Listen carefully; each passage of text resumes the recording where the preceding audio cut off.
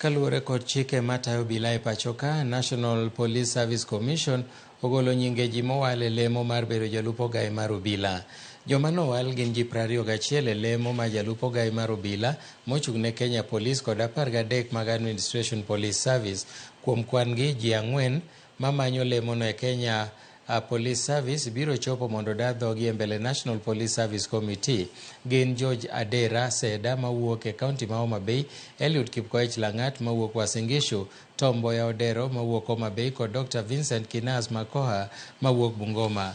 Ne lemo mar Administration Police, jogo machopo e mbele komiti no gin Gilbert Masengeli mar Bungoma, Margaret Nyambura mar Kirinyaga, James Mukuha Kamau mar Kiambu kod Dr. Masud Mwinyi mar Kwale. Jopiny kwayo mondo chwal nonro moro amora ma gin godo e wi joma gineno ni ok owinjore gi lemono ka gioro ne jakom Commission mar National Police Service.